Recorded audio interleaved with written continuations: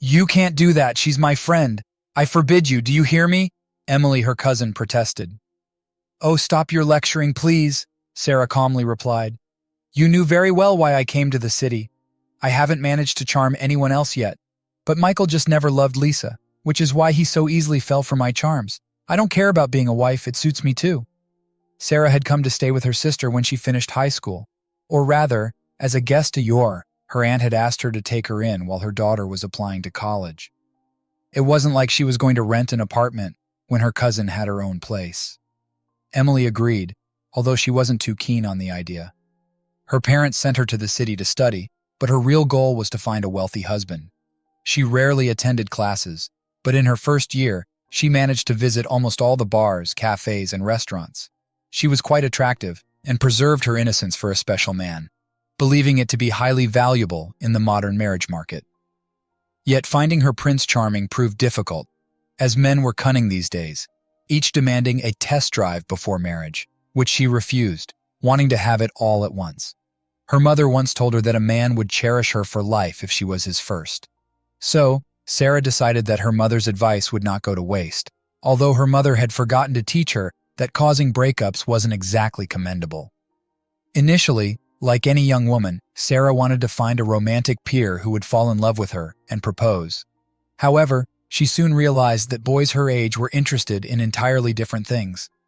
Sarah began to look for an older suitor, but unfortunately, most of them were either married or in relationships. Of course, some didn't mind a fling, but that didn't satisfy her. She was sure that only marriage could save her from returning to her small town and help her settle in the city. Sarah really didn't want to go back home, even just to visit her parents. She disliked the countryside for its hard labor.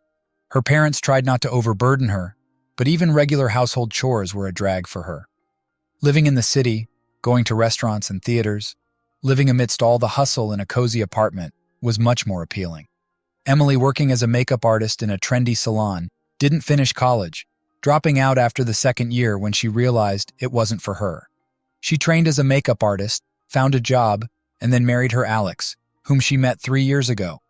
He proposed 6 months into their relationship. Now she had everything she dreamed of, except for a job, which in her dreams, she never planned on having. Why study it all then? Emily insisted that Sarah discard her silly notions. "If you come close to him again, I'll tell Lisa everything," Emily threatened. "What can she do to me? She can't even have a child for her husband. That's why she's useless to him. It's a different story with me. Just watch. I'll marry Michael and give him at least 2 children." "It's not about the children. It's about humanity. Haven't you heard that you can't build your happiness on someone else's misfortune?" "Silly superstitions. We live in a world where you have to take what's yours, not just mope around. Michael will be mine." The day before, Sarah told her sister how she had kissed her best friend's husband at Alex's birthday party, which was yesterday. She was also invited since she lived with them in the same house. She hadn't known Michael before, only Lisa, but once she saw him, she noticed how handsome he was. A tall, attractive businessman, just as she wanted, though his wife was a bit of a drawback. Sarah realized their marriage had its flaws. Lisa had been unable to get pregnant for 3 years, while Michael desperately wanted a child. That's when Sarah decided it was time to take matters into her own hands. With longing looks, gentle smiles, light touches to the hair and body, she stirred him. A few compliments later, and Michael was hers. Emily had heard stories from her sister about how she tried to charm her cousin's husband and ruin their happiness, though she herself didn't consider their home to have any happiness, at least not until little ones with brown eyes like their father's ran around the house. Sarah stood up from her chair and with the graceful stride of a lioness approached her sister. "Don't rush, dear. You have your secrets too. I know quite a few things. For instance, if you call my mom, I might just let slip to yours about how you've long paid off your loans and the real reason you refused to help your brother with buying a car. How do you think she'd react to that?" "It's none of your business," Emily agreed, but Sarah continued. "I really don't want you calling my parents, so I might accidentally spill something else. Like how you and your husband don't just drink wine on Fridays like normal people, but indulge in other things. That was just once, and Mom would think her daughter and son-in-law are addicts. Believe me, I know how to convince people. Maybe I brought it, but no one forced you two to smoke." Sarah spoke in a sweet tone, as if discussing something delightful, which irritated Emily even more. She realized that every young couple had their secrets, best not shared with parents. Think before you call. Emily regretted ever letting this troublemaker into her home and family, but now Sarah truly knew too much. What's wrong? Changed your mind about calling? Sarah asked her cousin sweetly. And who are you choosing, Michael or Alex? Who is more important to you? Are you out of your mind? Do you want me to choose whose family to destroy? You need help. Well, then you can call Lisa right now and tell her everything. Alex also suits me fine. He won't even look at you, Emily said confidently. We'll see about that. Her cousin smiled and left for her room. Half an hour later, Alex returned from work, immediately noticing his wife's mood. Hi, babe. What happened? Emily had no idea how to start the conversation. She feared the truth might not be to her liking, but ignoring the issue was foolish. Alex, can you honestly answer one question for me? She asked. Of course, ask away. I have no secrets from you. Okay, did Sarah hit on you? Emily noticed her husband tense up after her words. At that moment, she realized her cousin had been telling the truth, but she wanted to hear his version. She tried, but I think I made it clear it was pointless. Why didn't you tell me before? The wife was upset because at first you just arrived, and you were all over her like a moth to a flame. I was afraid if you knew the truth, you would take her side. Sarah is cunning as a snake. Give her a word and she'll twist it 20 times. Emily only recently began to realize the true nature of her cousin, who she had thought was just a naive girl dreaming of a prince on a white horse. Only now did she realize she had nurtured a viper. Okay, let's say, how did she do it? Do you really want to know the details? Yes, I want to understand, please, she urged her husband. Annie kept screaming and pounding on the door. She was not used to such treatment. Even her parents had never allowed such behavior. I will sue you, she yelled. I will take you to court. Emily only replied as she returned to the kitchen. Under the table, Misty, their frightened tabby cat, was hiding. Emily picked him up and hugged him tightly. She understood immediately why he hadn't told her mother. She would have definitely believed him. Misty calmed down a bit in her gentle hands. In the living room, she let him go on his favorite chair and went back to washing the dishes. Annie couldn't escape through the window because Alex had securely locked the door. There was no need to worry. Her husband returned about half an hour later, slightly upset. What happened? You wouldn't believe it. Michael has actually fallen in love with her. I don't know what she told him, but he really wants to leave Lisa and marry Annie. He's gone mad, he yelled at me, saying we should not interfere. Can you imagine? Wow, what are we going to do? I have no idea. I bought a lock. I'll put it on her door now. Only to the school and back, huh? You understand this is not a solution. Maybe we should just take her home tomorrow. I'm not against it. Let's decide everything tomorrow. Let's see what happens. We shouldn't make a hasty decision, Emily suggested. Alex attached the lock to Annie's doors so she couldn't sneak out. EUR, his sister yelled at him. Emily went to the storeroom and brought a bucket. Alex opened the door. She threw it at her sister and closed it again. Are you serious? Annie yelled out of desperation. The couple was just about to go to sleep when Lisa called. Emily cried for a long time on the phone, saying that Michael wants to leave her, is packing his things, and she didn't know what to do next, or if he had told her who he wants to leave her for.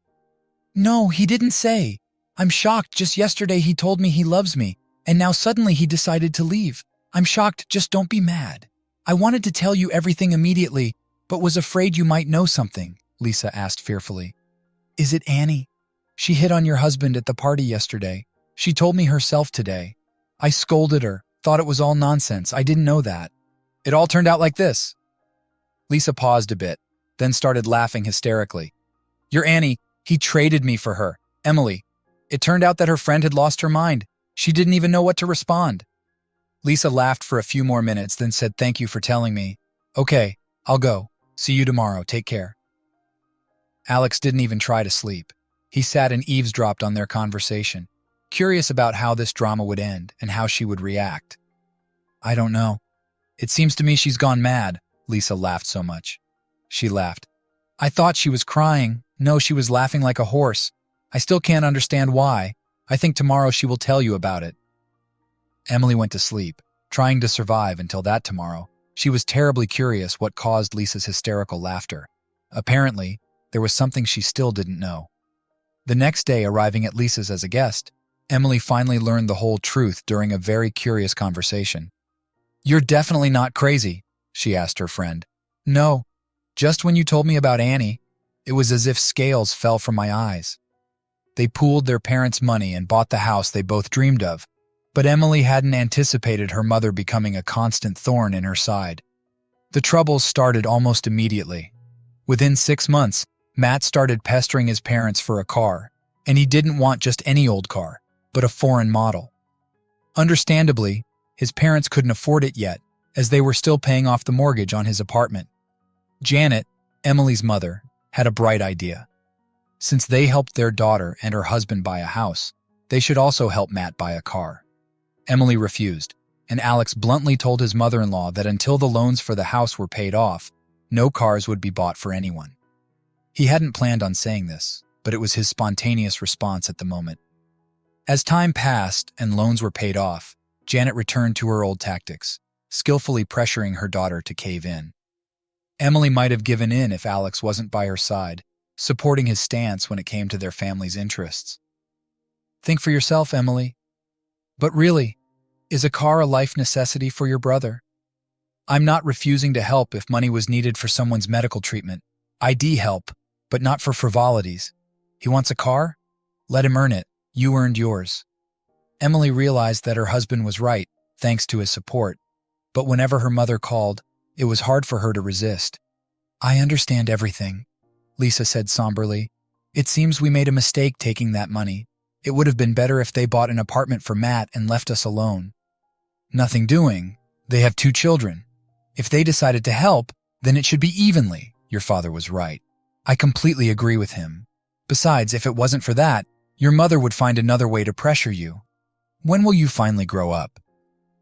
Emily also realized that it was long past time to sever this invisible umbilical cord that connected her with her mother, but either she lost the scissors or couldn't find them at all.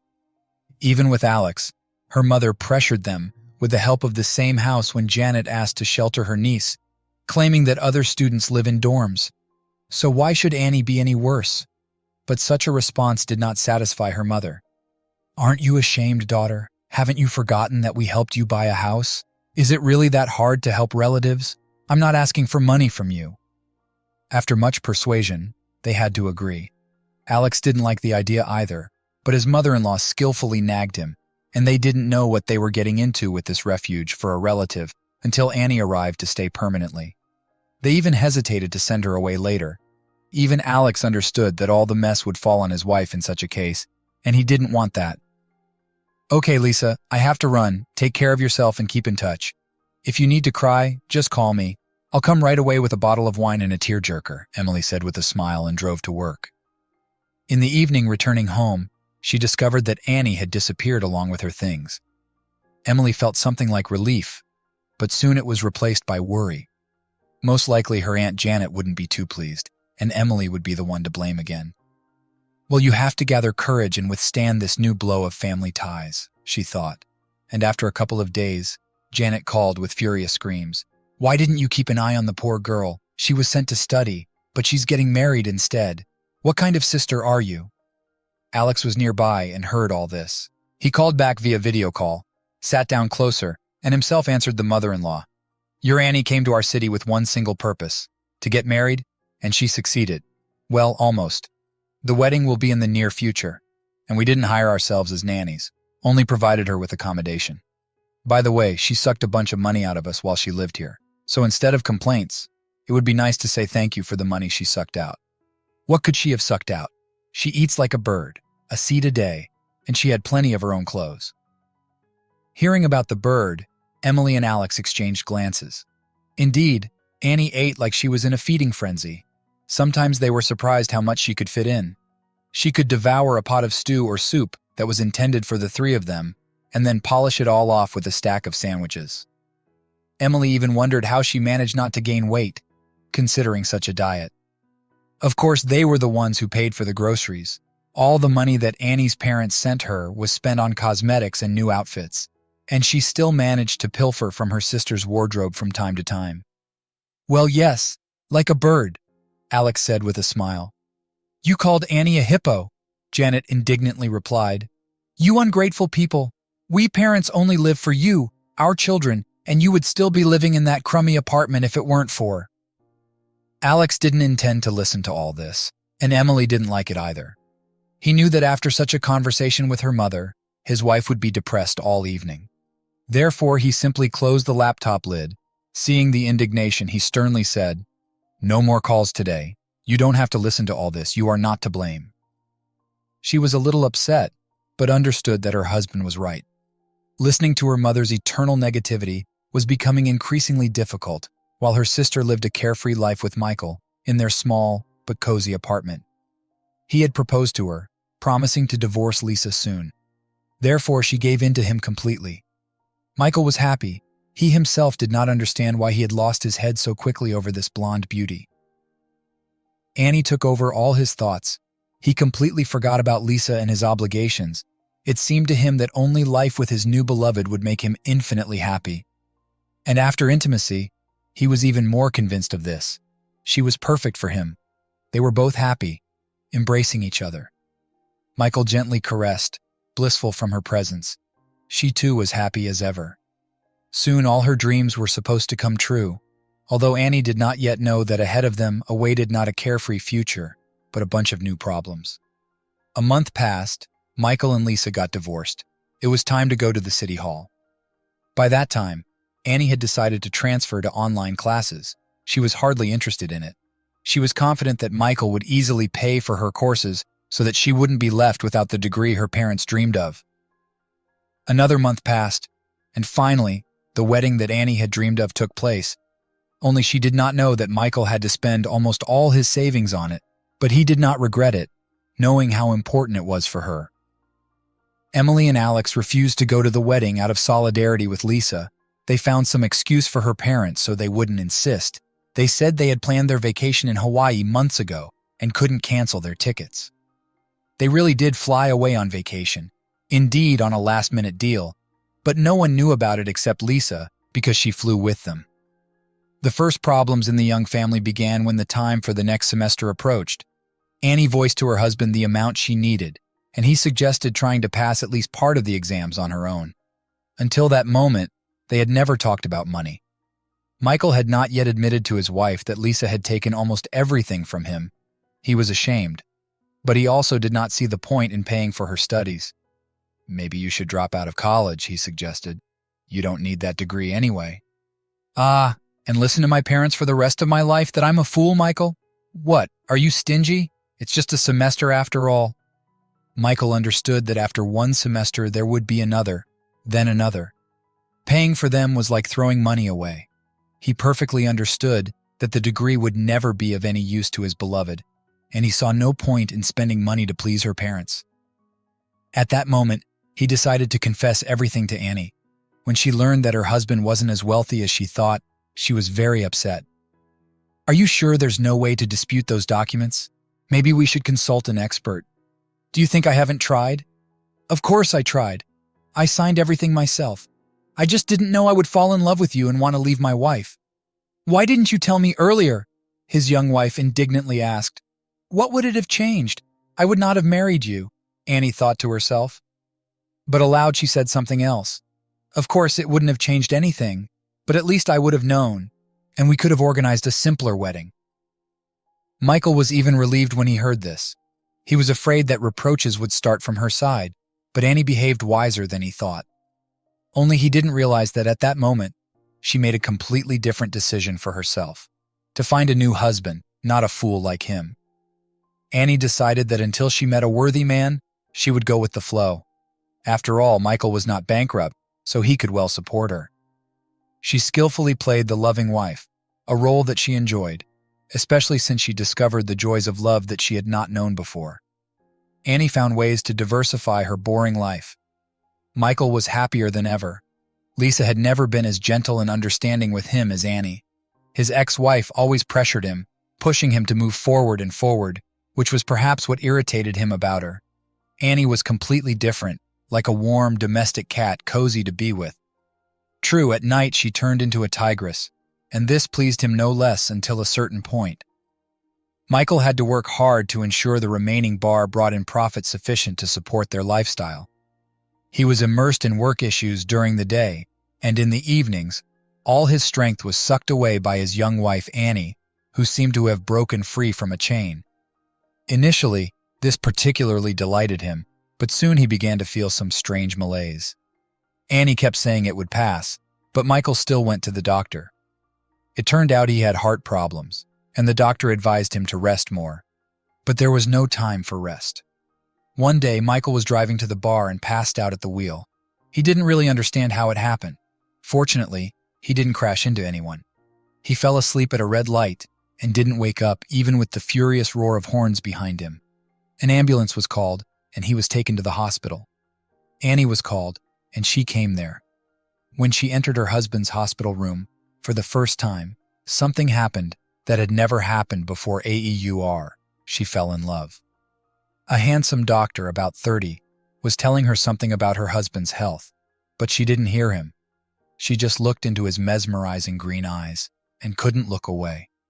Through the hum in her ears, she heard only fragments of sentences. Rest more? She just nodded and smiled, trying to understand what was happening inside her. Each following day, Annie came to the hospital to visit her husband, but actually to see his attending doctor, named Andrew. Andrew. This name took over her consciousness, as did his enchanting smile. Once coming to her husband, she blurted out, "Hello, Andy, how are your affairs?" "Actually, I'm Michael," her husband protested. "Oh, sorry, my dear. I just saw the doctor in the corridor." She didn't think much of it, but she should have. That same evening, Annie ambushed Andrew near his car and straight up told him she had fallen in love. He had been married for more than 10 years, but often allowed himself flings on the side, and the young patient of his immediately caught his eye. That same evening, they went to the apartment where he lived. His wife and children lived in a country house, so there was no sense in renting a hotel room. Michael suspected nothing, though he couldn't reach his wife all evening. A week later, Annie told her beloved husband the whole truth. "Forgive me, I fell in love with another. I'm leaving you." He certainly didn't expect that. He had barely gotten out of the hospital, and here was such a blow. He drank all evening out of anger and grief when she left, and the next morning, he ended up back on the hospital bed, only no one visited him anymore. After recuperating a bit, Michael returned home, but his wife's betrayal broke him. He even tried to call Lisa, seeking support, but she couldn't bear to listen to his sobbing over that vile woman. Michael began to drink heavily. Thankfully, his bar had plenty of liquor. One morning, the staff found his cold body near the bar counter. By then, Annie hadn't even managed to get a divorce. Upon learning of her husband's death, she was hardly upset. After all, she was planning to divorce him anyway. Her first thought was whether he had left her the apartment, but it turned out that it still belonged to his ex-wife, and the bar was losing money, so she didn't really inherit anything after his death. She did pretend to be sad, but it wasn't like throwing his body in the dumpster. There were few people at his funeral, but Emily and Alex, of course, came. Upon learning of their relatives' actions, they decided that it was finally time to cut family ties. Emily was terribly ashamed that Annie, her second cousin, could refuse to bury her own husband. She could neither understand nor accept it. By then, Annie was already living with Andrew and enjoying every day, because now everything was different. She wasn't just playing a role, she had truly fallen in love with him. It was an incredible happiness for her to prepare breakfasts and dinners for her beloved. She seemed to float on the wings of love as she tidied everything in his small apartment, trying to create a homely atmosphere. Heavy grocery bags in the store did not scare her, nor did hours spent in the kitchen. Everything was a joy to her. Meanwhile, Andrew was in no hurry to divorce his wife, but understandably, they had many disputes about the children and acquired property. First, they needed to agree on everything, and that was not a quick question. At least, that's the version she heard from her future husband. In reality, his wife Natalie didn't even suspect that her husband had someone on the side. They had long lived like a guest marriage, she with the kids out of town and her husband in the apartment. He was a respected doctor, and his job was important to both of them, since he alone supported their family. Commuting every day for work 100 kilometers was definitely not an option. Natalie liked living in the countryside and taking care of the children. Every weekend, Her husband came home as usual, and he said he was traveling exclusively to see the children, and she believed him, the naive fool. Annie and Andrew lived together for more than a year secretly from his wife and children. She was so captivated by him that she believed every word he said and waited, hoping to soon marry again, this time to the man she loved. One evening he came home and dryly said, "Sorry, another, you need to go, but where will I go?" Annie protested, "I have nowhere to go, I have nothing." "But that's your problem. I can give you some money for a while." But that's all. In fact, Andrew had not fallen in love with another. Simply, Natalie had started to suspect something and was planning to come to him. He didn't want to upset his wife. She would never forgive him if she found out about the affair. So he decided to leave Annie. Of course, the young girl who looked at him like he was a honeyed treat appealed to him, but Natalie was his wife and true love, he thought, not even realizing that if he had truly loved her, he could have remained faithful to her. Annie couldn't believe that her beloved Andy could treat her this way. She cried for several days, but he was adamant. Gathering her strength, she took the money he offered and left. Initially, she wanted to rent a room in a cheap motel, but then realized that it was too expensive for her, and the conditions were not the best, so she decided to visit her relatives again. "What are you doing here?" Emily asked, displeased when she saw her relative at the doorstep. "I have nowhere to go. Please let me in," Annie asked. She looked so broken, but Emily was not moved at all. She didn't care what happened to her. Lisa had just come to visit her. They decided to learn how to make sushi at home, had bought everything needed, and were just watching video tutorials on the internet to do everything right. Hearing voices, Lisa came to the hallway. Seeing Annie, something like disgust appeared on her face.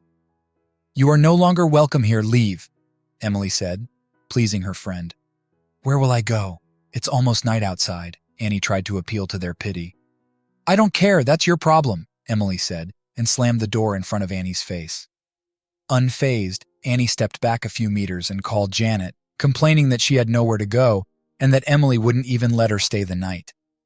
Janet promptly called her daughter, but Emily, advised by Lisa, who saw who was calling, decided not to answer. "I've already decided she won't set foot in my house again if I can help it. She tried to seduce my husband. She stole my best friend's husband and then didn't even bother to bury him when he died from sorrow. After she left him, she was no kin of mine anymore, like it or not." Janet was momentarily silent after hearing her daughter's words, but didn't calm down, defending Annie. Why blame her for a man leaving his family if he didn't want to, and nobody forced the alcohol on him? Emily hung up the phone, and while Lisa saw Annie eventually walk away from the house, her plan had failed. Lisa returned to Emily, who was trying to roll sushi. "I'm so proud of you," Lisa said. "I'm tired of our mother. She's like an energy vampire." Emily replied, "I've told you before, we need to let go of people who ask for it." Annie had no choice but to check into a hotel. Entering her room, she collapsed on the bed and cried herself to sleep. When she awoke feeling ill, she realized she was pregnant by Andrew, hoping this would save their relationship. She called him, but he coldly told her to get an abortion and forget him. Devastated by his words, Annie contemplated ending her life and spent days in the hotel drinking champagne and wine, not caring for the unborn child. Eventually, she left for her parents' village. Confessing everything to her mother, Janet told her she would never forgive her if she aborted the baby, and that she could not stay at home if she did. Reluctantly agreeing, Annie hoped her parents would help with the child. Soon, Janet learned that her daughter had not helped her cousin in her time of need and called to scold Emily. But the conversation was cut short by Alex, unknown to Janet, because his wife just found out they were expecting. In anger, Janet screamed that she hated Emily and didn't want to see her anymore, declaring she was no longer her daughter.